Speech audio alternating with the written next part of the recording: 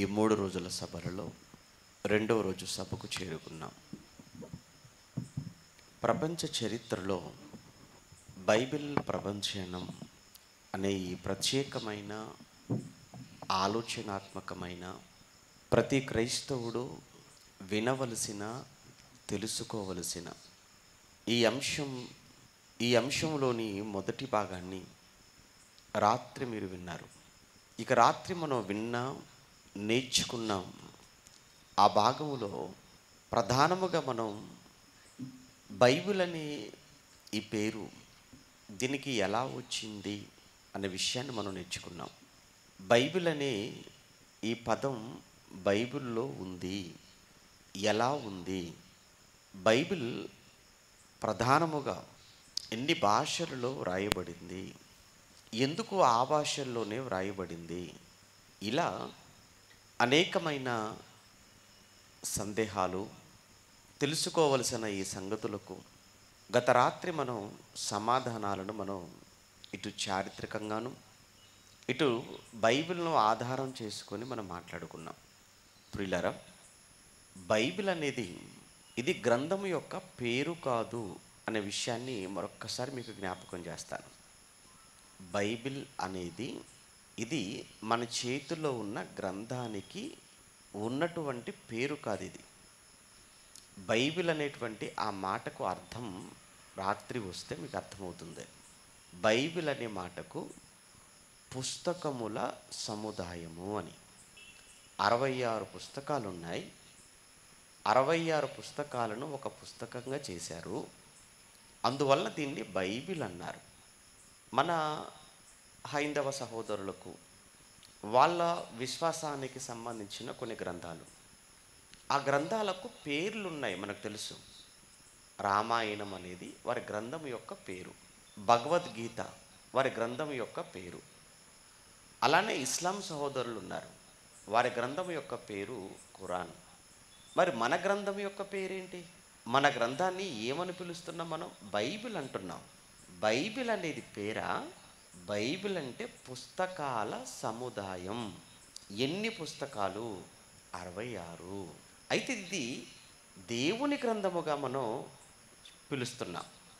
ఇంకొక విషయం ఏంటంటే, ఇది కేవలం మన చేతిలో ఉన్న, మనం విశ్వసిస్తున్న, మనం నమ్ముతున్న ఈ బైబిల్ కేవలం క్రైస్తవులకు మాత్రమే సంబంధించింది కాదు. ఇప్పటి వరకు అలా ఆలోచించుకొని ఉండొచ్చేమో మీరు. ఇప్పుడు నేను చెప్పే ఈ మాట కొంచెం కొత్తగాను వింతగాను కూడా మీకు ఉండొచ్చు. ఇది కేవలము క్రైస్తవులుగా మనకు సంబంధించింది మాత్రమే కాదు.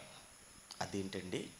క్రైస్తవ పవిత్ర గ్రంథము అనగానే, క్రైస్తవుల ప్రామాణిక గ్రంథము అనగానే బైబిల్ అని కదా మేము విన్నాము, అదే కదా మేము నేర్చుకున్నాము, ఇప్పుడు కూడా అదే కదా? కాదు. ఇందులో యూదులకు సంబంధించినటువంటి పుస్తకాలు కూడా ఉన్నాయి. ఏమండి, ఈరోజు కూడా జ్యూస్ ఉన్నారా? ప్రపంచంలో యూదులు ఉన్నారా? ఉన్నారు. ఈరోజు కూడా యూదా మతం అనేది ఉందా? ఉంది. మరి ఈ రోజుకు కూడా యూదులుగా, యూదా మతముగా ఇజ్రాయెల్ దేశంలో ఉంటున్న వారికి, వారు నమ్ముతున్న, వారు చదువుతున్న ఆ ధర్మశాస్త్రము, ప్రవక్తల గ్రంథాలు ఏవైతే ఉన్నవో అవి ఎందులో కూడా ఉన్నాయి? మన చేతిలో ఉన్న బైబిల్లో లేవా? ధర్మశాస్త్రము అంటున్నాం, 5 పుస్తకాలు, మోషే గారు రాసినటువంటి ఆ భాగాలు. మరి ఈరోజు యూదా మతంలో ఉన్నవారు కూడా అవే చదువుతున్నారు. వారు చదువుతున్న 5 గ్రంథాలు మన బైబిల్లో కూడా ఉన్నాయి. అలానే వారు విశ్వసించిన లేదా వారు చదువుతున్న ప్రవక్తల గ్రంథాలు ఏవైతే ఉన్నావో అవి ఈరోజు మన బైబిల్తో పాటు ఇందులో మనం చదువుకుంటున్నాం.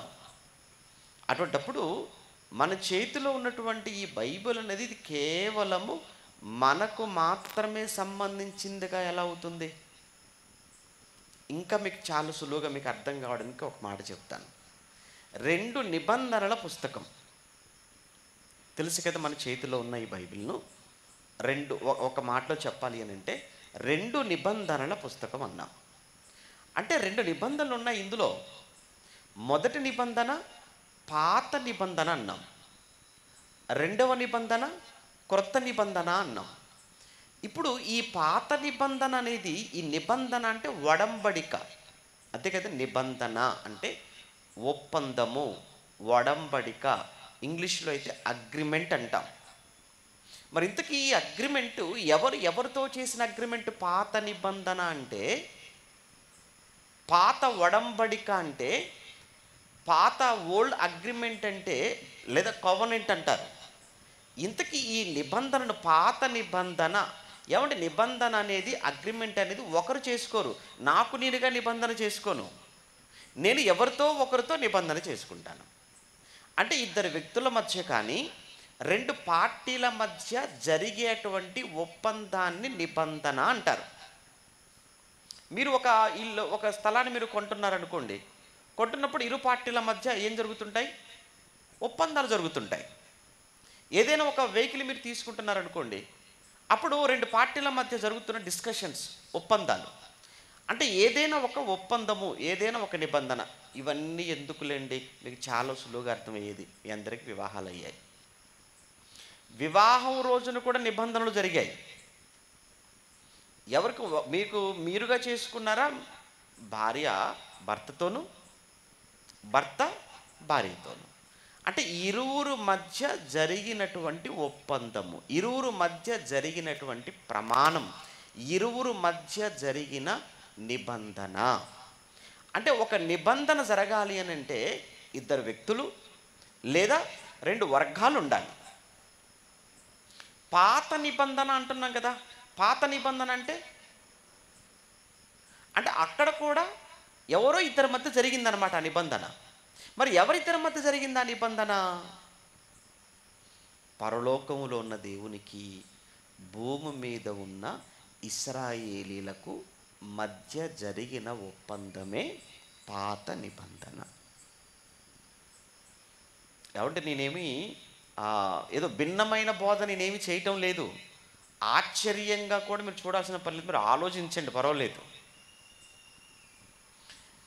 మోషే ఇశ్రాయేలీలను ఐగుప్తు నుంచి కనానుకు నడిపించే సమయంలో సీనాయి కొండ యొద్దకు వచ్చినప్పుడు దేవుడు మోషేను కొండపైకి పిలవటం, ఆయన ఆజ్ఞలివ్వటం, వాటిని మోషే దిగివచ్చి ప్రజలందరితో ఆయన వాటిని చదివి వినిపించటం.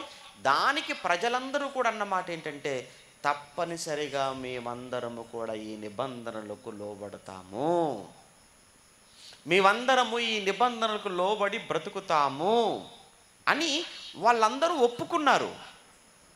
ఆ రోజు ఆ నిబంధన అమలులోనికి వచ్చింది అనటానికి సాక్ష్యముగా కూడా మోషే గారు ఒక పశువును బలిచ్చి దాని రక్తాన్ని ఆ గ్రంథము మీదను, ఆ పలకల మీదను, అలానే ఇశ్రాయేలు ప్రజల మీదను ప్రోక్షించి, ఇక ఈరోజు దేవునికి మీకు నిబంధన జరిగింది. సింపుల్గా ఒక్క మాటలో రెండు నిబంధనలు ఉన్నాయి ఇందులో. మొదటి నిబంధన ఎవరితో చేసిన నిబంధన? దేవుడు ఇశ్రాయేలులతో చేసుకున్న నిబంధన మొదటి నిబంధన. క్రొత్త నిబంధన అంటున్నాం రెండు. మరి క్రొత్త నిబంధన ఎవరితో అనగా, దేవుడు క్రైస్తవులమైన మనతో చేసిన నిబంధన క్రొత్త నిబంధన. అంటే ఇప్పుడు బైబిల్ అనేది కేవలం మనకు మాత్రమే సంబంధించిందా? ఇప్పుడు రెండు విశ్వాసాలకు సంబంధించింది. లేదా మతం అని కాసేపు అనుకుంటే, మతం కాదు కాసేపు మతం అని అనుకుంటే, రెండు మతాలలో ఉన్న వారికి సంబంధించిన పుస్తకం మన చేతిలో ఉన్న బైబిల్. ఒకటి యూదా మతం, అంటే యూదుల విశ్వాసాలు కూడా దీనితో ముడిపడి ఉన్నాయి కాబట్టి. రెండు క్రైస్తవులమైన మనకు సంబంధించింది.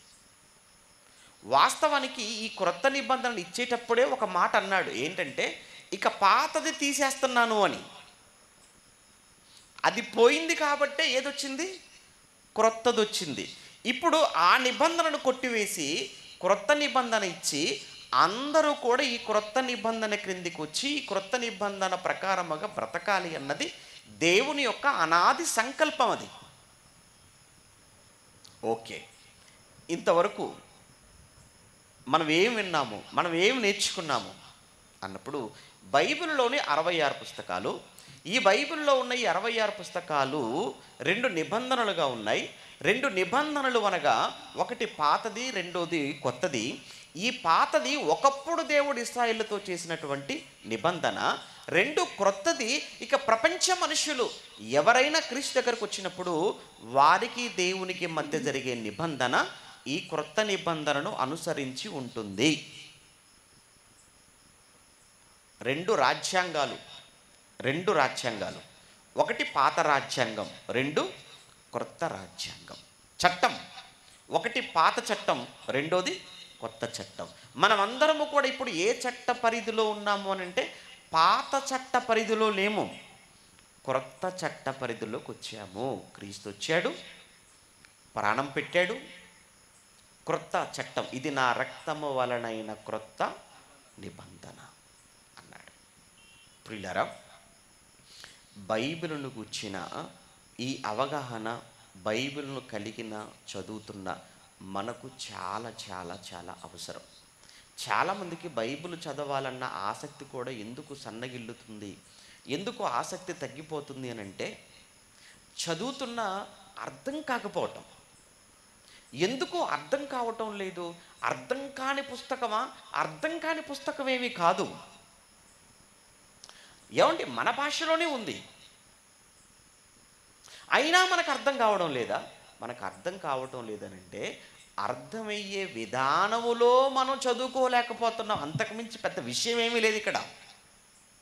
మనకు అర్థం కావడం లేదు అని అంటే బైబిల్లో ఏదో మర్మాలు ఉన్నాయనో, లేకపోతే ఏదో మిస్టరీగా ఉందనో, లేదా ఇంకా ఏదో మర్మయుక్తంగా ఉంది అని ఎలాంటి మాటలు మాట్లాడుతున్నా వాటిని మీరు విన్నా మీరు నమ్మవలసిన అవసరత లేదు.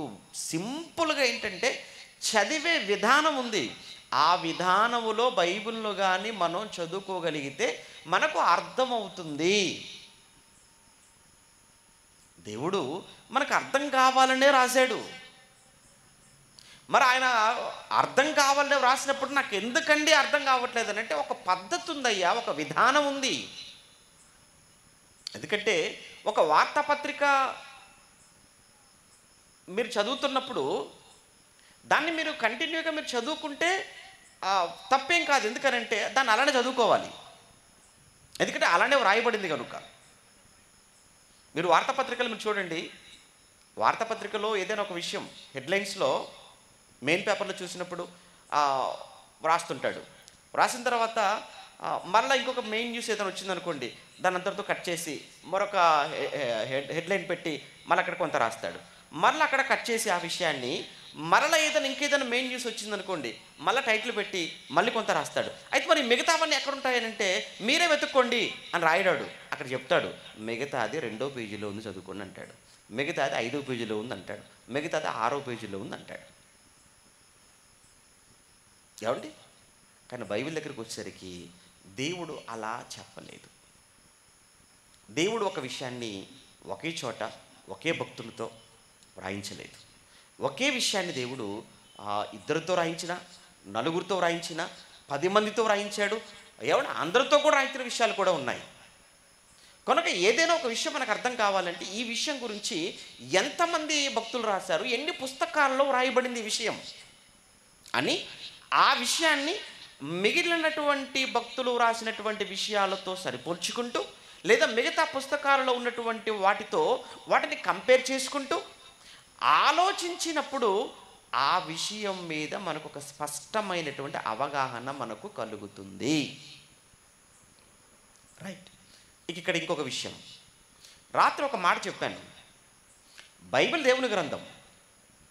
బైబిల్ దేవుని గ్రంథం అన్నంత మాత్రాన బైబిలులో మాటలన్నీ దేవుడివి అనేటువంటి ఆలోచనకు రాకూడదు. బైబిల్ దేవుని గ్రంథం 100%. అలానే బైబిల్ దేవుని గ్రంథం అన్నారు కదా అని ఆదికాండం నుంచి ప్రకటన వరకు 66 పుస్తకాల్లో రాయబడిన మాటలు అన్నీ దేవునివే కాబట్టి దేవుని గ్రంథం అనుకోవడం తప్పు. మరి ఎలా అండి? బైబిల్లో అన్ని మాటలు దేవుడివి కావు. దేవుని మాటలు ఉన్నాయి, అదే సమయంలో దయ్యపు మాటలు కూడా ఉన్నాయి. దేవుని జ్ఞానము ఉంది, మనుషుల జ్ఞానము కూడా ఉంది. అలానే భక్తులు పలికిన మాటలు ఉన్నాయి, అలానే పాపాత్ములు పలికిన మాటలు కూడా ఉన్నాయి. ఇప్పుడు బైబిల్ చదువుతున్నప్పుడు ఇది దేవుడు పలికిన మాటనా, ఇది దయ్యం పలికిన మాటనా, ఇది దేవుని జ్ఞానమా, ఇది మనిషి జ్ఞానమా, మాట్లాడుతున్న ఈ మనిషి భక్తిపరుడా భక్తిహీనుడా అని వివేచించవలసినటువంటి అవసరత, వాటిని విడదీసి చదువుకోవలసిన బాధ్యత చదువుతున్న నీ మీద, నా మీద, మనందరి మీద ఉంది. అందుకే బైబిల్ అర్థం కాక బైబిల్ అపార్థమైపోయి ఈరోజు క్రైస్తవ సమాజంలో ఎన్ని బోధలు ప్రవేశించాయో క్రైస్తవ సమాజాన్ని బయటున్న వాళ్ళు ఎందుకంత చులకన చేసి మాట్లాడుతున్నారో కూడా మీకు అర్థం కావాలి. దయచేసి మీరు ఓపికతో నేను చెబుతున్న ప్రతి దానిని కూడా మీరు మంచి మనసుతో మీరు ఆలోచించండి. బైబిల్ యొక్క గొప్పతనం ఏంటో మీకు బాగా అర్థమవుతుంది. బైబిల్ తప్ప ఇంకేది చదవాలన్న ఆలోచన కూడా మీ మనసుకు రాదిక. అంత గొప్పది, అంత అద్భుతమైన పుస్తకం దేవుని గ్రంథం. దేవుని ఎలా దేవుని గ్రంథం అయితే మరి అక్కడ భక్తిహీనులు, దయ్యము వీళ్ళందరూ మాట్లాడారు కదా, వీళ్ళందరి మాటలు కూడా బైబిల్లో ఉన్నాయి. బైబిల్లో ఉన్నంత మాత్రాన, వాళ్ళందరి మాటలు బైబిల్లో ఉన్నంత మాత్రాన వాళ్ళు రాశారని కాదు, జరిగినటువంటి దయ్యం మాట్లాడిన మాటలైనా, పాపాత్ములు మాట్లాడిన మాటలైనా, మనుషులు మాట్లాడిన మాటలైనా వాటిని యథాతథముగా, వాటికి ఎంత మాత్రము ఏది కలపకుండా చేర్చకుండా దేవుడు వాటిని గ్రంథస్థం చేయించాడు. అంటే ఒక మంచి రిపోర్టర్ దేవుడు, మంచి జర్నలిస్ట్ దేవుడు. ఈరోజు మనకు వస్తుంటాయి పత్రికల్లో వార్తలు, మనం చూస్తుంటాం ఛానల్లో. ఏమంటే ఒక సర్వేలో తీరని నిజం ఏంటంటే, అయ్యా న్యూస్ ఛానల్లో కానీ పత్రికలలో కానీ వచ్చే వార్తలలో 90% అంతా ఫేకే. ఒక్క 10% అనండి ఏమంటే నిజమైనవి. ఎక్కువగా వచ్చేవి అసత్యం, అబద్ధపూరితమైనటువంటి మాటలతో వార్తలే కానీ సత్యముతో కూడుకున్నవి కేవలం ఒక 10%. కాబట్టి సర్వేలో చెప్పినటువంటి నిజమని చాలా కాలం క్రితం. నిజమా? 100% అండి. ఈరోజు మీకు తెలియని దేవుడు చెప్పండి. ఈరోజు ఛానల్స్ అంటాడు, అంత ప్రజల పక్షమే అంటాడు. ఏమన్నా నిజంగా ప్రజల కోసం మాట్లాడే ఛానల్ ఏమైనా ఉందా? లేదు. అక్షరం ఆయుధం అంటాడు, ఏదేదో మాట్లాడతారు. ఇవన్నీ ఎందుకయ్యా అంటే ప్రజలను, జనాలను నమ్మించడానికి. అంతకు మించి ఎవరండి ప్రజల పక్షాన, ప్రజల తరపున? ఎవరు కొన్నేమో మత సంబంధమైన ఛానల్స్గా మారిపోయాయి, కొన్నేమో పార్టీపరమైన ఛానల్స్గా మారిపోయాయి, మరికొన్నేమో ఏమంటే వ్యాపార సంబంధమైన ఛానల్స్గా మారిపోయాయి. ఒక్కసారి మీరు ఆలోచించండి, నేను చెబుతున్న మాటలు ఎంత వాస్తవమో కూడా మీకు అర్థమవుతుంది. ఏమంటే కొన్ని పార్టీ తరపున కొన్ని ఛానల్స్ ఉంటే మరికొన్ని ఛానల్స్ వచ్చేసి మత సంబంధమైనటువంటి ఛానల్స్గా మారిపోతే, మరికొన్ని వ్యాపార సంబంధమైన ఛానల్స్గా ఉన్నాయి. ఏది ప్రజల పక్షాన పోరాడే ఛానల్స్ అంటూ ఏ ఉన్నాయో మీరు చెప్పండి. కానీ మన తండ్రి ఉన్నాడే దేవుడు, ఆయన అలాంటి వాడు కాదండి. జరిగిన విషయాన్ని ఎవరైనా, ఎంతటి వారైనా తప్పు చేస్తే తప్పును తప్పు అన్నాడు, ఆ తప్పును రాయించేశాడు. ఎంతటి వారైనా తప్పు చేసినప్పుడు తప్పును తప్పన్నాడు, ఆ తప్పును అలానే రాయండి. అయ్యా మీకు ఇష్టడు కదా, ఇష్టడైతే, మీకు ప్రియుడు కదా, ప్రియుడైతే, మీరే సాక్ష్యం ఇచ్చారు కదా, ఇస్తే రాయ్. దావీదు గురించి అండి, దావీదు గురించి అయ్యా సాత్వికుడు అన్నారు, భూమి మీద ఇతను వంటి వాడు లేడు అన్నారు. మోషే అండి, నా ఇల్లంతలో నమ్మకమైన వాడు అన్నారు, నమ్మకమైన వాడు, సాత్వికుడు, భూమి మీద ఇతను వంటి వాడు లేడు అని ఏ మోషే కోసమైతే దేవుడు పలికాడో, ఏ మోషే కోసమైతే దేవుడు వ్రాయించాడో అదే మోషే నువ్వు కనానులో అడుగుపెట్టావు. మోషేను కనానులో అడుగు పెట్టడానికి వీల్లేదు. అహరోను నువ్వు కూడా అడుగు పెట్టడానికి వీల్లేదు. అయ్యా ముందు చాలా మాట్లాడావు, అయితేంటి అంటే దేవుడిలో ఎక్కడైనా మనకు పక్షపాతం కనపడుతుందా? లేదండి. అదండి, అది దేవుడు, అది బైబిల్. అంటే బైబిలులో వ్రాయబడిన ప్రతి వార్త మీరు చూడండి. అయ్యా లోతు గురించి ఏంటయ్యా రాయండి, లోతు గురించి రాయండి. అయ్యా నీతిమంతుడు కదా, అయితేంటి రాయండి. అంటే ఇక్కడ మనకు ఏం కనపడుతుందండి? ఏమంటే ఆ రియాలిటీ, ఆ యథార్థతను మనం యథార్థతను చూడాలి. ఒకవేళ నిజంగానండి ఇది ఒకవేళ మనిషే వ్రాస్తే, బైబిలును వ్రాయించడంలో మనిషి ఊహలు, మనిషి ఆలోచనలు ఒకవేళ ఉంటే ఎలా ఉంటాయో తెలుసా? ఏదైనా ఛానల్లో ఏమండి వాళ్ళ పార్టీ వాళ్ళు తప్పు చేశారనుకోండి, అసలు చూపించరు. లేదా ఆ ఛానల్లో పనిచేసే వాళ్ళే చేశారనుకోండి, అసలు ఆ వార్త ఆ ఛానల్లో కనపడదు. ఎందుకు?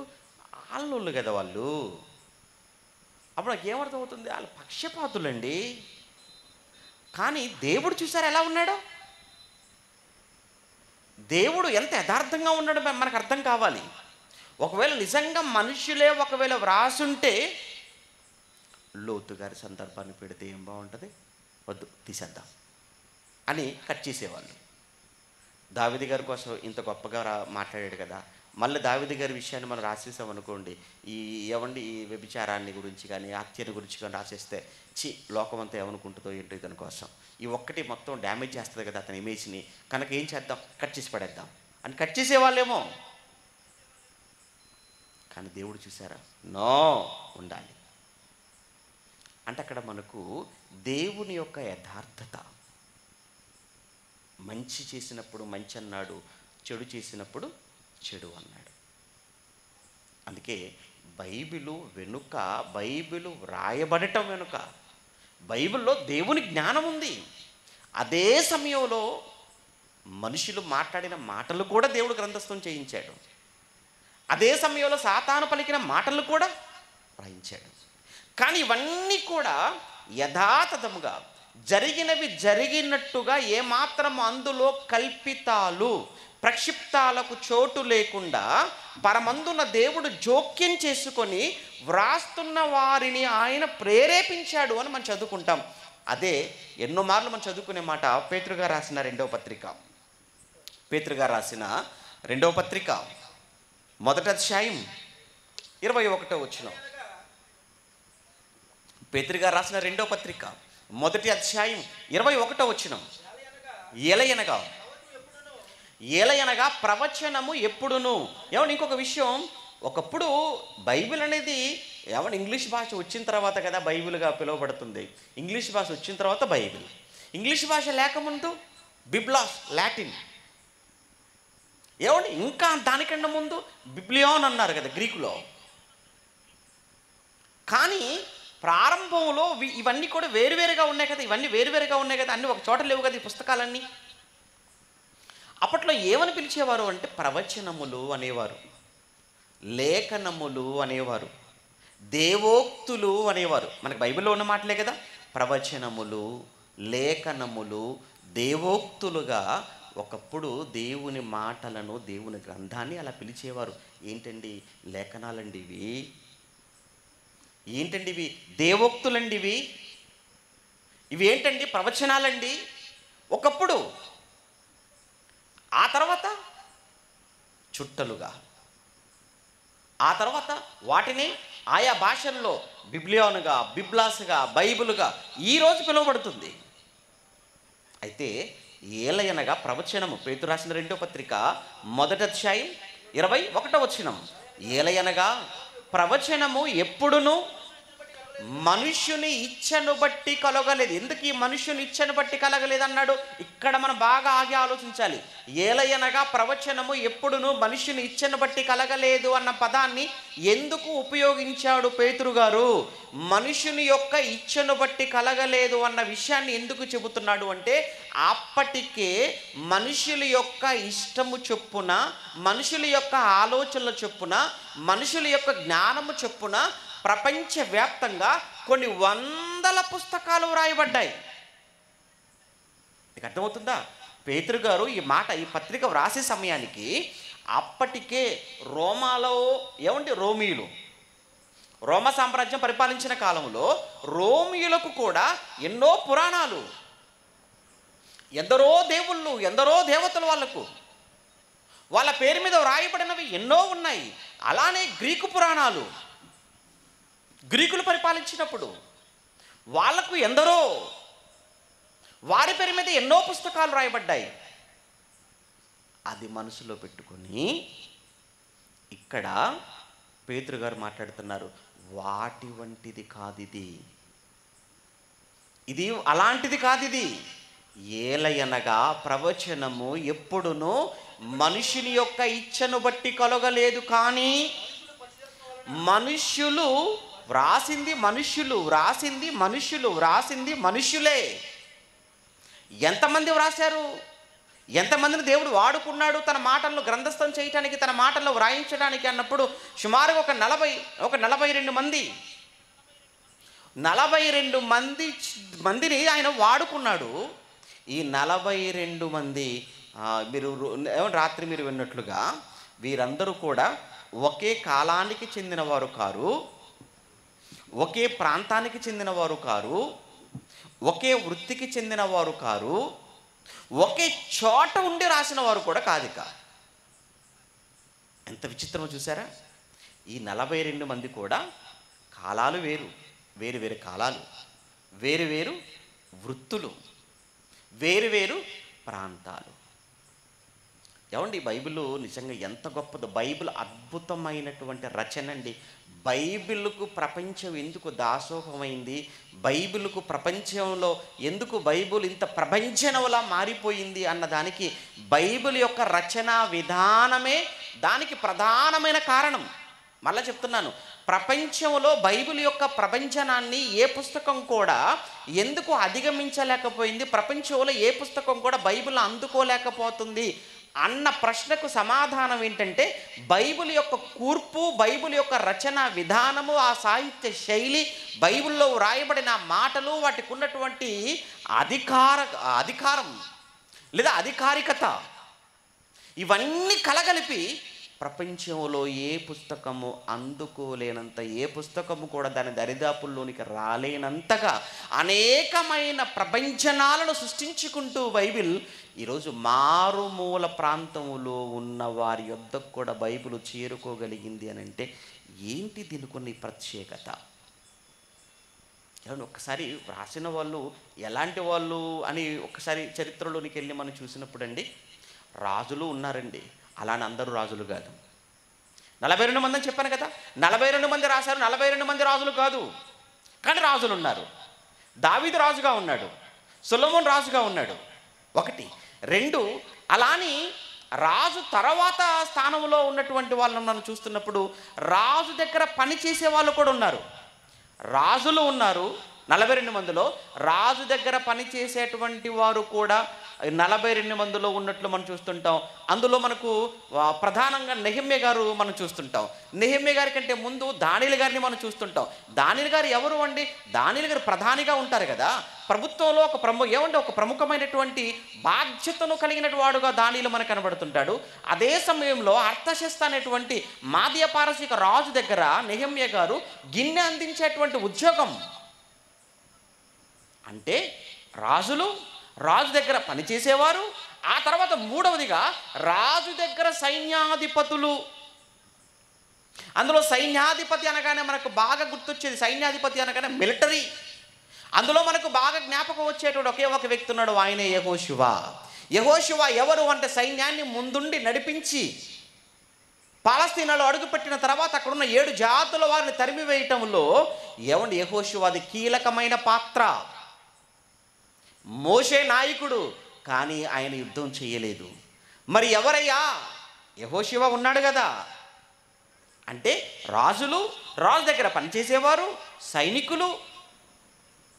ఇంకా ఆ తర్వాత పాత నిబంధనలో మనం చూస్తున్నప్పుడు ఇంకా వ్యవసాయదారులు కూడా ఉన్నారు. హబక్కుక్కు గ్రంథం అని మనకు బైబిల్లో ఉంది, చూసారా?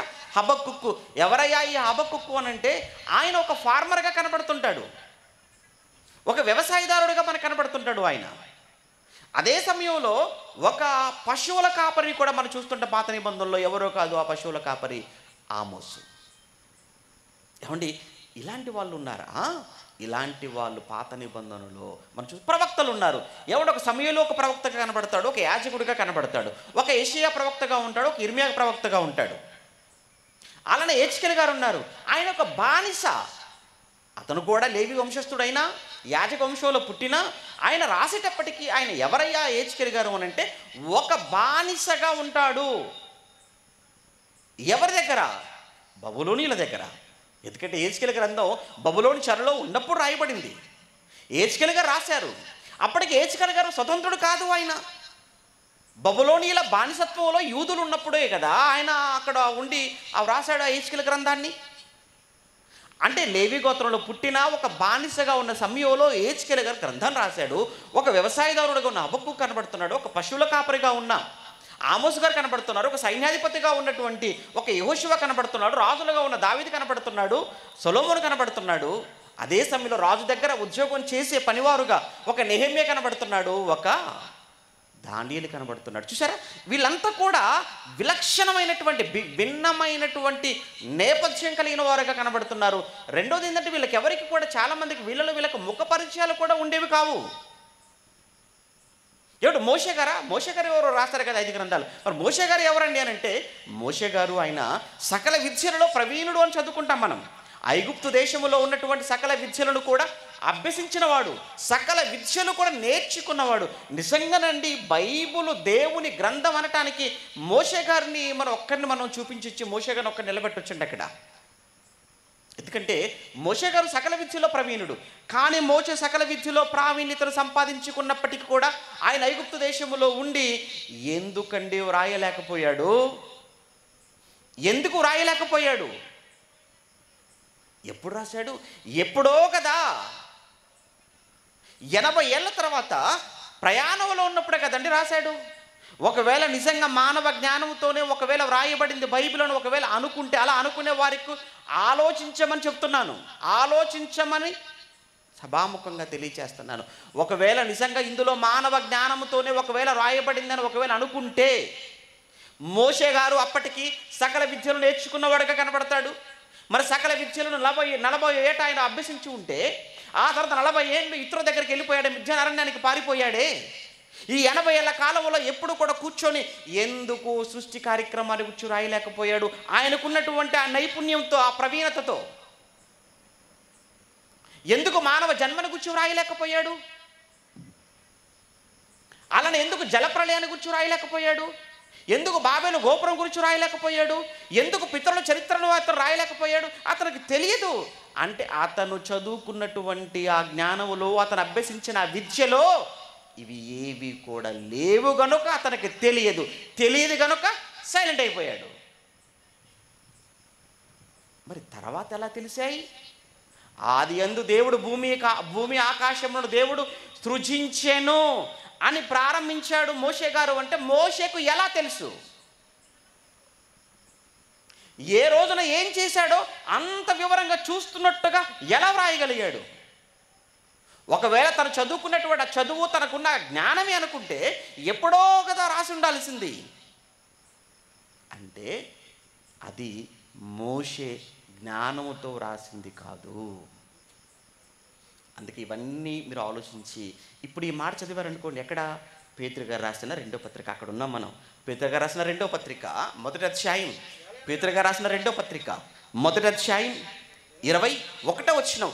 ఎలయనగా ప్రవచనము ఎప్పుడును మనుష్యుని ఇచ్చని బట్టి కలగలేదు, మనుషుని యొక్క ఇష్టాన్ని బట్టి కలగలేదు, కానీ మనుషులు పరిశుద్ధాత్మ వలన, అండర్లైన్, ఆ మాట మీరు అండర్లైన్ చేసుకోవాలి, ఆ మాటను మీరు బాగా ఆలోచించాలి. మనుషులు పరిశుద్ధాత్మ వలన ప్రేరేపణ, మనుషులు పరిశుద్ధాత్మ వలన ప్రేరేపించబడ్డారు. అందుకే వారికి తెలియని సంగతులు, ఎప్పుడో జరిగిన సంగతులు, ఎప్పుడో సృష్టి పుట్టినప్పుడు, ఎవ్వరూ లేనప్పుడు ఎలా రాయగలిగారు? ఎలా చెప్పగలిగావు నువ్వు? మోషే, నాకు తెలియదు. మరి ఎలా రాశావు? పరిశుద్ధాత్మ ప్రేరణ, పరిశుద్ధాత్మ ప్రేరణ. అలా అని కేవలము జరిగిన సంగతులే కాదు, భవిష్యత్తు కూడా రాశారు కదా, భవిష్యత్తు కూడా చెప్పారు కదా. ప్రవక్తలు ప్రవచించారు, భవిష్యత్తును కూడా ప్రవచించారు. మరి ఆ భవిష్యత్తును ఎలా చెప్పగలిగారు వాళ్ళు? అది కూడా పరిశుద్ధాత్మ ప్రేరణ. ఏమిటి, పాత నిబంధనలో భవిష్యత్తు లేదా? పాత నిబంధనలో భవిష్యత్తు లేదా? పాత నిబంధనలో ఎంత భవిష్యత్తు చెప్పాడండి, ఎంత భవిష్యత్తు చెప్పాడంటే దేవుడు ఆ రోజుకి. దేశాల భవిష్యత్తు చెప్పాడు, చుట్టూ ఉన్న దేశాల భవిష్యత్తు. చెప్పు ఐగుప్తు, చెప్పు ఐగుప్తుకు చెప్పు అన్నాడు. చెప్పు ఆ ఫిలిస్తీన్లకు చెప్పు అన్నాడు. చెప్పు ఆ సిరియాకు చెప్పు అన్నాడు. ఆ మిద్యానీయులకు చెప్పు అన్నాడు. ఏమండి, ఇలా చుట్టూ ఉన్నటువంటి దేశాలకు సంబంధించిన భవిష్యత్తు ప్రవక్తల ద్వారా దేవుడు చెప్పలేదా? చెప్పినట్టుగా జరగలేదా? ఇంకా అంతకన్నా మీకు తెలిసిన ఒక బలీయమైన సాక్ష్యం చెప్పమంటారా? దానియేలు గారి కాలం. నెబుకద్నెజరు నిద్రలోకి వెళ్ళిపోయాడు. ఏంటి, నా రాజ్యం ఈరోజు ఇంత గొప్పగా ఉంది, ఇంత బ్రహ్మాండంగా ఉంది, నేను చచ్చిపోయిన తర్వాత నా రాజ్యం ఏమైపోతుంది అన్న ఆలోచనతో అలా నిద్రలోనికి వెళ్ళాడు. వెంటనే ఒక కళ, అదే ఒక బ్రహ్మాండమైన ప్రతిమ, 4 ప్రధానమైన లోహాలతో చేయబడింది. అందులో బంగారం, ఆ తర్వాత వెండి, ఆ తర్వాత ఇత్తడి, ఆ తర్వాత ఇనుము. లేచాడు, మర్చిపోయాడు. అందరికీ కేక వేశాడు, అందరూ వచ్చారు. ఏంటి మహాప్రభు, ఏంటి మీ ఆకస్మిక పిలుపుకు ఏంటి కారణం చెప్పండి అన్నప్పుడు, రాత్రి నేను ఒక కల కన్నాను, ఆ కల భావం చెప్పాలి అన్నాడు. చెప్పండి, ఆజ్ఞ ఇవ్వండి మహాప్రభువు, మీ కళ ఆజ్ఞ ఇవ్వండి అన్నారు అందరూ. కళ కూడా మర్చిపోయాను, అది కూడా మీరే చెప్పండి అన్నాడు. అందరూ ఒకరి ముఖాలు ఒకరు చూసుకుంటున్నారు. అందరికీ ఫీజులు ఎగిరిపోయాయి. వీడు బాగానే ఉన్నాడా, వీడికి ఏమన్నా అయిందా? చక్రవర్తి ఏమయ్యాడు? నెబుకద్నెజరుకి ఏమైంది? అయ్యా కళ మీరు చెప్పండి. అది మర్చిపోయాను రా నేను. మీరు కళ చెబితే భావం ఏదో ట్రై చేసేవాళ్ళం కదా మహానుభావ, అది కూడా మర్చిపోతే మమ్మల్ని ఏం చేయమంటావు? మరి మీరున్న దేనికోసం? మీరు జ్ఞానులు కదా, మీరు జ్యోతిష్య పండితులు కదా, మీరు ఏదైనా చెప్పగలిగిన వారు కదా, కనుక చెప్పండి లేదా చావండి అన్నాడు. అంతే, చెప్పండి లేదా చావండి అన్నాడు. అంతేనండి, ఈ విషయం దావానవలా వ్యాపించింది రాజ్యమంతా. అప్పుడు ఈ విషయం దానియేలు చెవిన పడింది. అప్పుడు దానియేలు తీసుకొని వచ్చారు. దానియేలు అన్నాడు, మహాప్రభు ఎలాంటిదైనా నా వల్ల అవ్వదు, కానీ చెప్పగలిగిన ఆయన ఒక ఆయన ఉన్నాడు, ఆయన పరలోకములో ఉన్నాడు అన్నాడు. నిజంగానండి, నాకు ఆ మాట, ఆ సందర్భాన్ని చదువుతున్నప్పుడు ఎంత ఆనందం అనిపించింది తెలుసా? కారణం ఏంటంటే, దానియేలు తన గొప్పతనాన్ని అక్కడ చూపించుకోవాలి అనుకోలేదు, దేవుణ్ణి గొప్ప చేయాలి అనుకున్నాడు. దేవుని గొప్పవాడిగా చూపించాలి అనుకున్నాడు, దేవుని గొప్పతనాన్ని ప్రకటించాలి అనుకున్నాడు. అక్కడ ఏ రహస్యాన్నైనా బయలుపరచగలిగినటువంటి ఒక ఆయన పరలోకమందు ఉన్నాడు. ఆయన చెబితేనే నేను చెప్పగలనయ్యా, నేను నిమిత్త మాత్రున్నయ్యా. ఇదండి ఒక జ్ఞానికి ఉండవలసిన లక్షణం. అది జ్ఞాని నిజంగా, నీకు జ్ఞానం ఉంటే, నువ్వు నిజంగా జ్ఞానవంతుడు అయితే నువ్వు చెప్పవలసింది ఏంటో తెలుసా? దేవుని గొప్పతనం. నీ మాట, నీ పాట, నీ బ్రతుకు అంతా ఆయన గొప్ప చేసేదిగా ఉండాలి, ఆయన గొప్పతనాన్ని సమాజానికి చూపించేదిగా ఉండాలి. కానీ ఈరోజు అలా ఎక్కడుంది చెప్పండి? ఏమండి ఈరోజు వారి గొప్పతనం, వారి కుటుంబ గొప్పతనం, వారి సంస్థల గొప్పతనం, ఇవి గొప్పతనాలుగా కనపడాలనుకుంటున్నారు ప్రపంచానికి, సమాజానికి. దేవుణ్ణి గొప్ప చేయాలి అనుకునే మనసు కలిగిన మహారాజులు ఎక్కడండి మనకు కనబడతారు? దేవుని గొప్పవాడుగా చూపించాలి ఈ సమాజానికి అనుకునే భక్తులు ఎక్కడ? ఒకప్పుడున్నారు, ఈ రోజుల్లో లేరండి. ఈరోజు పోటీ, ఏ విషయంలో పోటీ? నేనంటే నేను గొప్ప అంటే నేను గొప్ప, నేను గొప్ప అంటే నేను గొప్ప, మాది గొప్ప అంటే మాది గొప్ప అని ఈరోజు ఎలా కాట్లాడుకుంటున్నారో మనకు తెలియదు కాదు ఈరోజు మీడియాలో. కానీ దానియేలంతటి మహాజ్ఞాని, దానియేలంతటి గొప్పవాడు ఎంత గొప్పదైన మాట అతను మాట్లాడాడో మనకు తెలియంది కాదు కదండి. దానియేలంత గొప్పవాడు. అయ్యా నేను నిమిత్త మాత్రునయ్యా, కానీ ఏ రహస్యాన్నైనా కానీ బయలుపరచగలిగిన దేవుడు పరలోకమందు ఒక్క ఆయన ఉన్నాడు.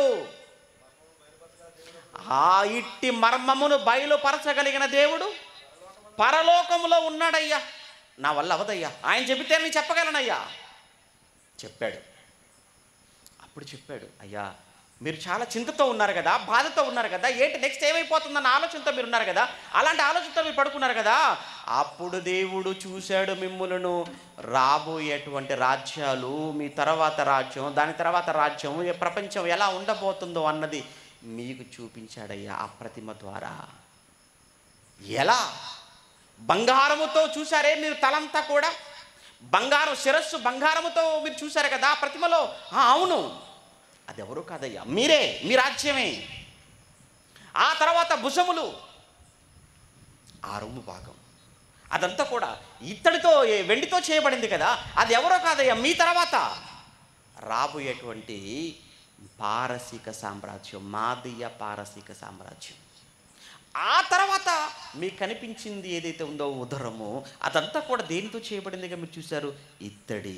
అంటే ఆ తర్వాత వచ్చే గ్రీకు సామ్రాజ్యం, ఆ తర్వాత ఇనుము మట్టి కలిసి ఉన్నట్టుగా మీరు చూశారు కదా అయ్యా పాదాలు, అది రాబోతున్న రోమా సామ్రాజ్యం అయ్యా అన్నాడు.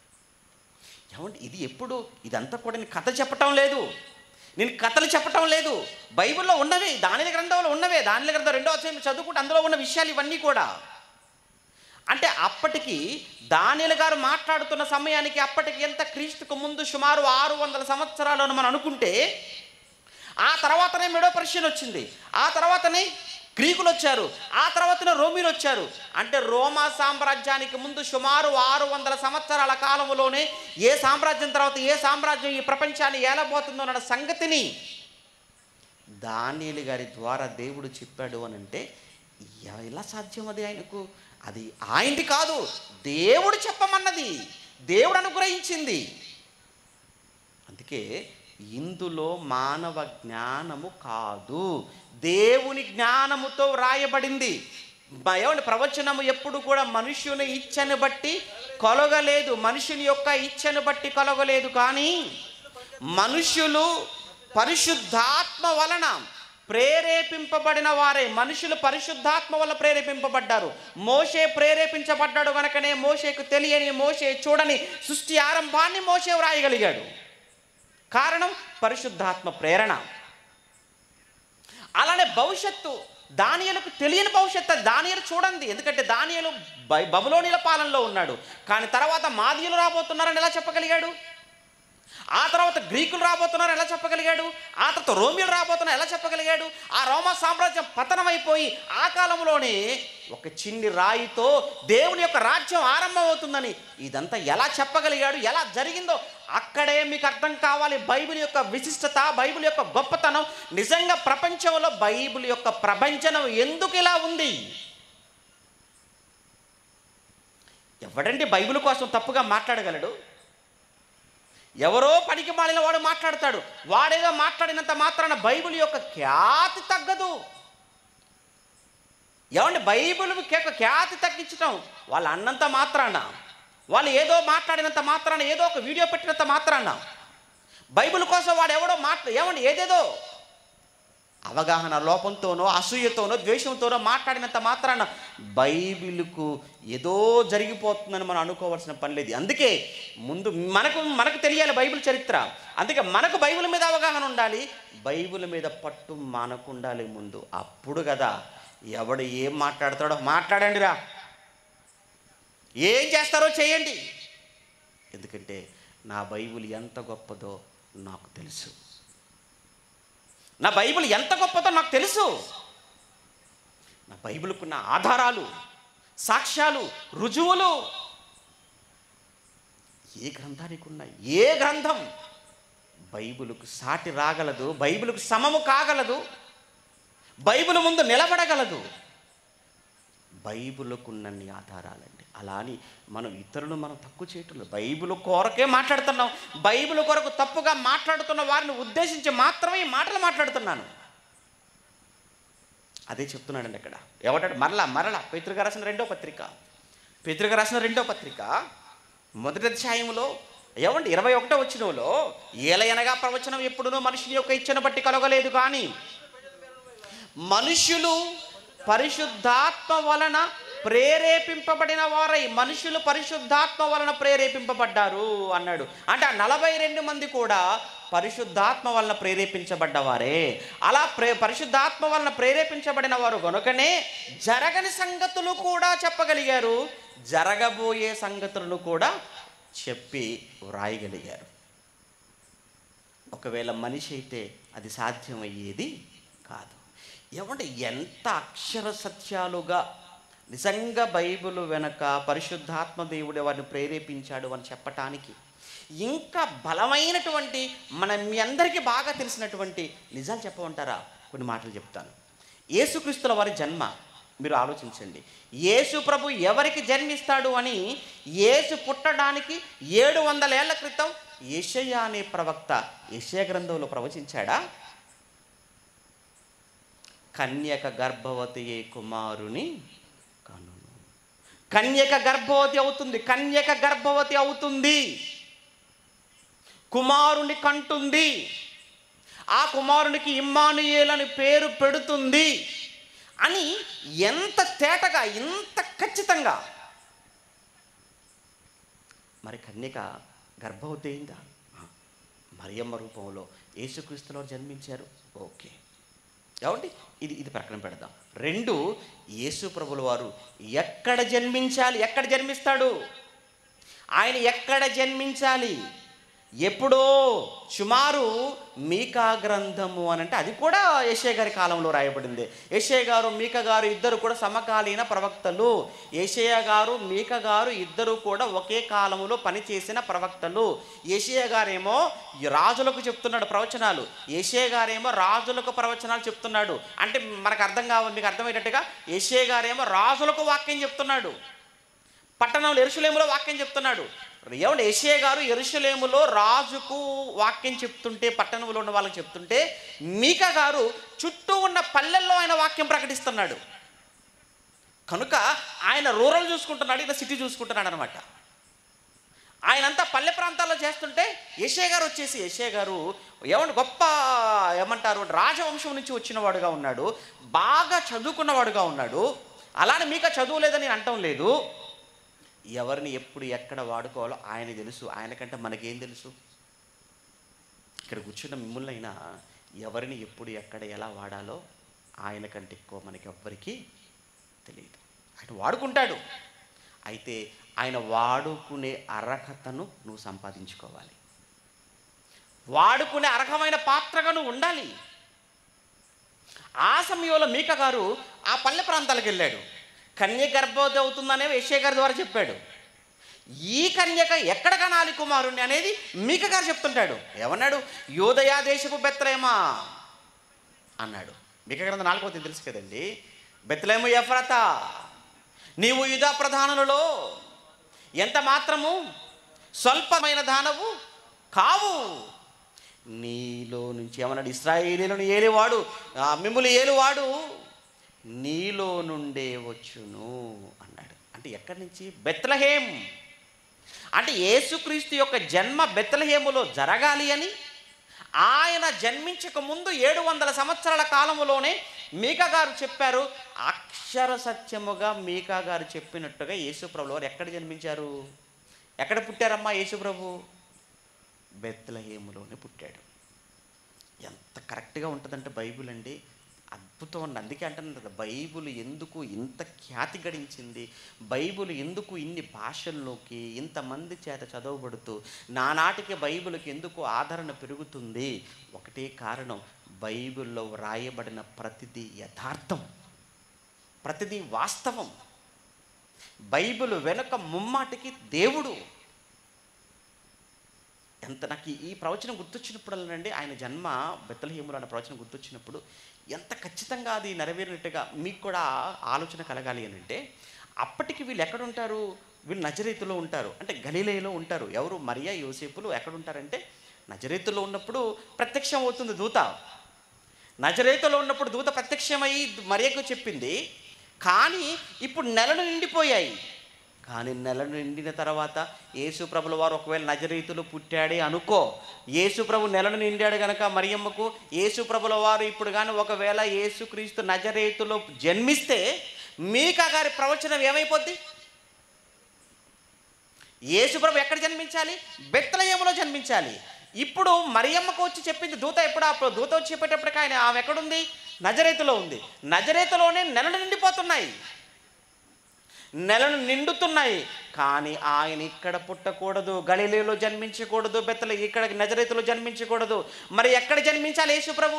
మీకా గారి ప్రవచనం ప్రకారంగా ఆయన బెత్లెహేములో జన్మించాలంటే ఇప్పుడు నజరేతును వదిలేయాలి మరియమ్మ, యోసేపు వదిలేయాలి. ఇప్పుడు వదిలేయాలంటే ఏం జరగాలి? లెక్క జరగాలి. అది కూడా సర్వలోకములకు ప్రజాసంఖ్య రావాలి. ఆ సంఖ్యలో లెక్కించబడటానికి ఇప్పుడు వీళ్ళు షిఫ్ట్ అవ్వాలి ఇక్కడి నుంచి. వెనకాల చూసారు, ఒక ప్రవచన నెరవేర్పు వెనకాల ఎంతవరకు జరుగుతుందో చూడండి. అప్పుడే ఎందుకు కైసరు ఆగుస్తు వలన ఆజ్ఞ జారీ చేయబడాలి? అప్పుడే ఎందుకు లెక్కించబడాలని చెప్పి ప్రకటన రావాలి అని అంటే, యేసు ప్రభుల వారు ఇక్కడి నుంచి అక్కడికి వెళ్ళాలి, బెత్లెహేముకు. ఏమంటే మరియా యోసేపులు అక్కడికి వెళ్ళాలి, అక్కడ యేసుక్రీస్తుల వారు జన్మించాలి. ఎప్పుడైతే యేసుక్రీస్తుల వారు బెత్లెహేములో జన్మించాడు అంటే వెంటనే మీకా గారి ప్రవచనం ఏమైపోతుంది? నెరవేరిపోతుంది. అంతేకాదు, మీకు చెప్పాలంటే తెల్లవార్లు ఉంటాయి, ఇలాంటివి తెల్లవార్లు చెప్పచ్చు. కానీ ఇప్పటికే మీకు ఓపిక అయిపోయింది, చెప్పే నాకంటే విని మీకు ఓపిక ఎక్కువైపోయింది. ఎందుకంటే మనం ఎప్పుడు కూడా దేవుడికని టైం పెడతాం కదా, ఎందుకంటే దేవుడు కూడా మనకు టైం పెట్టాడు కదా. తెలుసు కదా, దేవుడు మనకు కూడా ఏం పెట్టాడు? అలారం పెట్టి పంపించాడు, అంతే. ఇంకా ఆ టైం వచ్చిందంటే కూర్చున్నా వెళ్ళిపోతాం, పడుకున్నా వెళ్ళిపోతాం, నిలబడినా వెళ్ళిపోతాం. చావు అనేది కూర్చుంటే కూర్చుంటుంది, పడుకుంటే పడుకుంటుంది, లేస్తే లేస్తుంది, నడుస్తే నడుస్తుంది, పరిగెత్తితే పరిగెత్తుతుంది. మొత్తానికైతే నేను వీడని నీడను నేను అన్నట్టు నిన్ను అనుక్షణం వెంబడించేది ఏదో కాదు, నీ మృత్యువు, నీ చావు. అప్పుడప్పుడు వెనక చూసుకొని ఎవరు లేరు, నీ చావే ఉంది. పక్కకు చూడకండి, ఎవరు ఉన్నారనుకోండి, ఎవరు లేరు, నీ మరణమే పక్కన కూర్చుంది. టైం ఇప్పుడు వచ్చిద్దా, ఇప్పుడు తీసుకెళ్ళిపోదామా అని. ఏమండి, ఎన్ని ఆధారాలండి, ఎన్ని రుజువులండి బైబిల్లో. బైబిల్ నిజంగా ఒక అద్భుతమైన పుస్తకం అండి. బైబిల్ చాలా చాలా చాలా అద్భుతమైనటువంటి గ్రంథం. ఇక యేసుక్రీస్తుల వారు ఆయన ఎక్కడ పెరగాలో, ఆ తర్వాత యేసుక్రీస్తుల మరణాన్ని గురించి ముఖ్యంగా మీరు చూడండి. యేసుక్రీస్తుల మరణం, ఆయన వస్త్రాలండి, ఆయన వస్త్రాల గురించి కూడా బైబిల్లో చెప్పబడి తెలుసా అండి? ఆయన వస్త్రాల కొరకు, ఆయన అంగీ కొరకు చీట్లు వేసుకుంటారు అని ఎక్కడో కీర్తనల గ్రంథంలో చెప్పింది. ఇప్పుడు మరి నెరవేరాలంటే ఖచ్చితంగా ఆయన అంగీ కొరకు సైనికులు ఏం చేయాలి? అక్కడ చీట్లు వేసుకోవాలి. ఎందుకు అంగీ కొరకు చీట్లు? ఎప్పుడో ప్రవచించబడింది 1000 ఏళ్ల క్రితం అన్నాడు. ఆ తర్వాత ఆయనతో పాటు ఉన్నవాడే ఆయనను ఏం చేయాలి? అమ్మాలి. ఎప్పుడో చెప్పేశాడు, జరిగిపోయింది. యేసుక్రీస్తుల వారు ఏమంటే మేకుల కొరక, తల మీద ముళ్ళ కిరీటం కొరక, ప్రక్కలో బల్లెం పోటు కోసమా, ఆయన మరణం కొరక, ఆయన తిరిగి లేవడం కొరక, ఇలా యేసు కొరకు, ఆయన జన్మ కొరకు, ఆయన మరణం కొరకు ఎన్నో ప్రవచనాలు.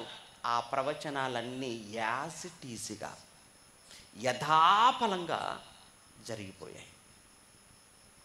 ఏమంటే రాసిన వాళ్ళకి ఏం తెలుసండి ఇలా జరుగుతుంది? ఎలా తెలుసు చెప్పండి? అది వాళ్ళ ఆలోచనతో రాసింది కాదు, వాళ్ళ ఊహలతో వ్రాసింది కాదు. మరి ఎలా? పరిశుద్ధాత్మ దేవుడు ప్రేరేపించగా, పరిశుద్ధాత్ముడు ప్రేరేపించగా వాళ్ళు పలికారు, పరిశుద్ధాత్ముడు ప్రేరేపించగా వ్రాశారు. అంటే పరిశుద్ధాత్మ దేవుడే ప్రేరేపించగా వాళ్ళు రాశారా? అవును. జకరియా గ్రంథం ఒక మాట, ఏమండి వెళ్ళిపోదురు గారు. జకరియా గ్రంథం 7వ అధ్యాయం, జకరియా గ్రంథం 7వ అధ్యాయం, జకరియా గ్రంథం 7వ అధ్యాయం 12వ వచనం. జకరియా గ్రంథం 7వ అధ్యాయం 12వ వచనంలో ధర్మశాస్త్రమును, జకరియా గ్రంథము 7వ అధ్యాయం 12వ వచనంలో ధర్మశాస్త్రమును పూర్వీకులైన ప్రవక్తల ద్వారా, ధర్మశాస్త్రమును పూర్వీకులైన ప్రవక్తల ద్వారా సైన్యములకు అధిపతియగు యెహోవా తన ఆత్మ ప్రేరణ చేత, ఆ మాట చూడండి, తన ఆత్మ ప్రేరణ చేత తెలియచేసిన, తన ఆత్మ ప్రేరణ చేత తెలియచేసిన మాటలను తాము వినకుండా అన్నాడు. అంటే తన ఆత్మ ప్రేరణ చేత తెలియచేసిన, ఆత్మ ప్రేరణ చేత తెలియచేశాడు.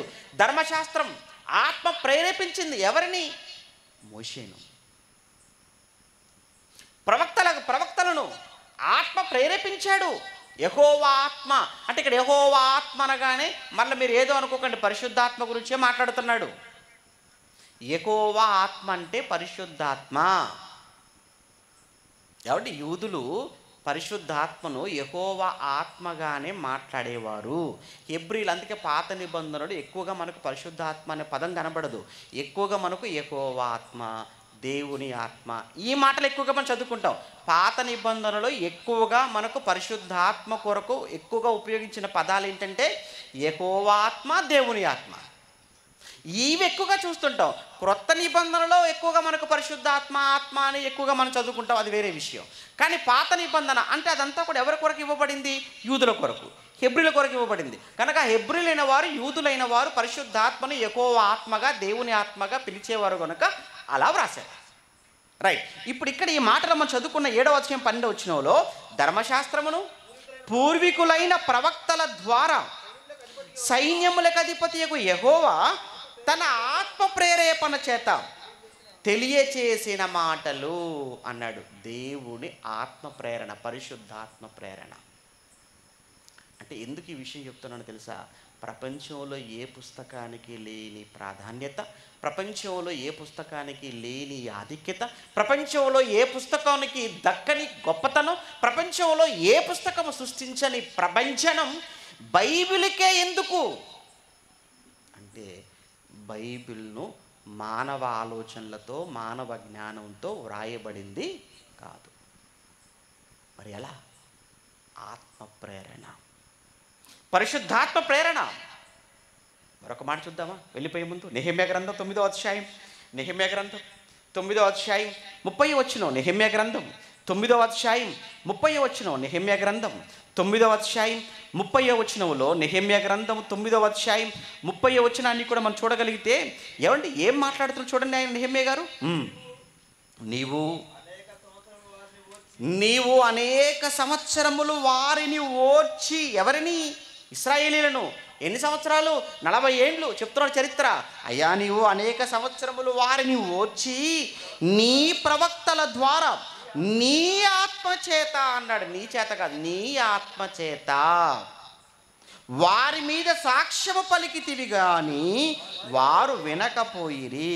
అంటే ప్రవక్తల ద్వారా ఆత్మ వారి మీద, ప్రవక్తల ద్వారా ఆత్మ వారి మీద, ఇశ్రాయేలుల మీద సాక్ష్యము పలికింది. అంటే పరిశుద్ధాత్మ ప్రవక్తలను ఆ ప్రవక్తలలోనికి వచ్చి లేదా వారిలోనికి ప్రవేశించి వారి ద్వారా సాక్ష్యము పలికించింది అన్నాడు. అంటే ప్రవక్తలను ప్రేరేపించింది పరిశుద్ధాత్మ దేవుడు, పరిశుద్ధాత్మే పలికించింది, పరిశుద్ధాత్ముడే వ్రాయించాడు. అందుకే ఎప్పుడో సృష్టి ఆరంభంలో జరిగిన కార్యక్రమాలు లేదా సృష్టి కార్యక్రమాన్ని అంత ఖచ్చితంగా ఎలా వ్రాయగలిగాడు మోషే? అసలు ఇంకా మనిషే లేడు. దేవుడైన యెహోవా నేలమంటితో నరుడు నిర్మించి నాసికారంధ్రములో జీవవాయువును ఊదాడు అనే సంగతిని మోషే ఎక్కడి నుంచి చూశాడు? దేవుడైన యెహోవా ఆదాముకు గాఢనిద్రను కలగజేసి ప్రక్కటెముకను తీసి స్త్రీనిగా నిర్మించే విషయం మోషేకి ఎలా తెలుసు? మరలా వారిద్దరిని వివాహం అనే బంధము ద్వారా వారిద్దరిని ఏకం చేసిన తర్వాత ఈ బంధం గురించి ఆయన అన్నాడు, ఇక ఎప్పుడు వీరు ఒకరినొకరు హత్తుకొని ఉంటారు, వారిద్దరు ఏకదేహమై ఉంటారు, ఇక తల్లిని విడిచిపెడతారు అని. ఏమైనా వివాహ బంధములో ఉన్నటువంటి ఆ ధర్మం ఎలా చెప్పగలిగాడు, ఎలా వ్రాయగలిగాడు అంటే అక్కడే మనకు అర్థం కావాలి, ఇది మోషే జ్ఞానం కాదు. మోషే సకల విద్యలలో ప్రవీణుడైగా ఇండో ఐగుప్తు విద్యలలో, కానీ ఆ జ్ఞానంతో వ్రాసింది కాదు ఇది. మరి ఏ జ్ఞానం? పరిశుద్ధాత్మ దేవుడు ప్రేరేపించగా వ్రాసాడు తప్ప తన ఆలోచనలు, తన ఊహలు, ఒకవేళ నిజంగా తన ఆలోచనలు తన ఊహలే అందులో పెట్టుకుంటే, దేవుడు నన్ను బండ దగ్గరికి వెళ్ళి నన్ను మాట్లాడమన్నాడు, నేను కొట్టాను, రాసుకుంటాడా? అంత మంచితనం ఉంటుందా మనిషికి? నన్ను దేవుడు నువ్వు ప్రవేశించకూడదు అనేసాడు. నువ్వు రాయి మోషే రాయి. ఇదిగో నీ అన్న పిల్లలు, అహరోను పిల్లలు, వాళ్ళు ఏం చేశారు? వాళ్ళని తీసుకురమ్మని అగ్ని కాకుండా వేరొక అగ్ని తీసుకొచ్చేశారు. అలా తీసుకొచ్చినందుకు దేవుడు అక్కడికక్కడ వాళ్ళని ఏం చేశాడు? చంపి పడేశాడు. ఈ సంగతి కూడా ఎవరు రాస్తున్నారు? మోషేనే రాశాడు. అంటే మనకు ఏమర్థమవుతుంది? దేవుడు ఎంత నిష్పక్షపాతంతో వ్యవహరించాడు చూడండి. ఆయనలో ఎక్కడా పక్షపాతం లేదండి. అందుకే ఆయన దేవుడు అయ్యాడు. మనలో పక్షపాతం ఉంది కనుక మనం ఏమనాలి? చూసారు, చాలా ఇబ్బందిగా ఉంది, కానీ వాస్తవమే, నిజమే. ఏమండి, ఆ దేవుని స్వభావం, ఆ దైవత్వపు లక్షణాలు. తప్పు చేసిన తప్పును ఒప్పుకునేంత మంచి మనసు మనిషికి లేదండి ఈరోజు. ఆ తప్పును కప్పిపుచ్చుకోవటానికి, సమర్థించుకోవటానికి మనిషి ఎన్ని మాటలైనా మాట్లాడతాడు, ఎన్ని అబద్ధపు సాక్ష్యాలైనా సృష్టించుకుంటాడు. ఇది మనిషి నైజంగా మారిపోయింది. కానీ బైబిల్ అలాంటిది కాదు. కారణం, బైబిల్ వెనుకున్నది మనిషి కాదు కనుక. ఒకవేళ మనిషి అయితే తప్పులన్నీ కూడా కవర్ చేసుకుంటూ వచ్చేవాడు, తప్పులన్నీ తీసేసుకుంటూ వచ్చేసేవాడు. కానీ ఎప్పుడు ఏది జరిగిన దాన్ని యథాతథంగా జరిగిన విషయాన్ని జరిగినట్టుగా ఉన్నదున్నట్టుగా వ్రాయించి, నిజంగా దేవుడు పక్షపాతము లేనివాడు అని దేవుడు తన యొక్క యథార్థతను వాక్యం ద్వారా మన కళ్ళ ముందు పెట్టాడు. అందుకే ప్రపంచ చరిత్రలో బైబిల్ ఎందుకు ప్రభంజనంగా మారింది అన్నప్పుడు, ఇది మానవ జ్ఞానంతో వ్రాసింది కాదు, మనుషుల ఆలోచనలతో నుంచి వచ్చింది కాదు. దీని వెనక మానవుడు లేడు, దేవుడే ఉన్నాడు.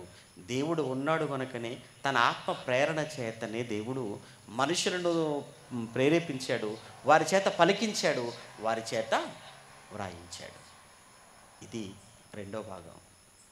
అసలు భాగం, ముగింపు భాగం రేపు ఉంది, మిస్ అవ్వకూడదు. రేపు ఇంకా కొంచెం ఎర్లీగా మనం ప్రారంభించుకుంటే చాలా విషయాలు, చాలా సంగతులు ఎక్కువసేపు మాట్లాడతాను. రేపు చివరి రోజు కనుక ప్రార్థన చేసుకుందాం. ఈరోజు ఇద్దరితో ముగించుకుందాం. ప్రేమ కలిగిన మా కన్న తండ్రి, మీకు వందనాలు నాయనా. ఈ రెండవ రోజు సభలో మీ మాటలు ఎందుకు చరిత్రలో నిలిచిపోయాయో, నేటికి చరిత్రలో ఉన్నతమైన స్థానంలో ఉన్నాయో, ఏ పుస్తకము అందుకోలేనంత ఎత్తులో మీ మాటలో ఉండటంలో ఉన్న వాస్తవం ఏమిటో మీ పిల్లలకు కొన్ని విషయాలు ఈరోజు తెలియజేశాను. చెప్పబడిన సంగతులు, చెప్పబడిన మాటల్లోని పరమార్థాన్ని ఎరిగిన వారుగా, గ్రహించిన వారుగా, విన్న మాటల చేతనాయన మీ వాక్యం పట్ల ఆశ, ఆసక్తిని పెంచుకొని, మీపై నమ్మకాన్ని అధికం చేసుకొని, ఇంకా విశ్వాసంలో బలపడుటకు, స్థిరపడుటకు సహాయం చేయమని కోరుతూ, తిరిగి రేపు జరిగే ముగింపు సభ మీకు మహిమకరముగా జరుగునట్లు ఎన్నో విషయాలు మీ పిల్లలు వినగలుగునట్లు చూడగలుగునట్లు కృప చూపించమని కోరుకుంటూ, సభలు ఏర్పాటు చేసిన మీ బిడ్డలను మీరు దీవించండి. వెళుతుండగా క్షేమంగా వారు చేరవలసిన చోటికి చేర్చండి. ఇంతటి జ్ఞానాన్ని మాకు ఈ తరంలో నేర్పించిన మీ కుమారులు మా తండ్రి గారికి చక్కటి ఆరోగ్యాన్ని, ఆయుష్ను అనుగ్రహించమని క్రీస్తునామని ప్రార్థన అడుగుతున్నాము తండ్రి. ఆమెను. మన తండ్రి అయిన దేవుని ప్రేమ, కుమారుడైన యేసుక్రీస్తుల వారి కృప, పరిశుద్ధాత్మని యొక్క అన్యోన్య సహవాసం ఇప్పుడు ఎల్లప్పుడూ సదాకాలం మనందరికీ తోడై నడిపించునుగాక. ఆమేన్.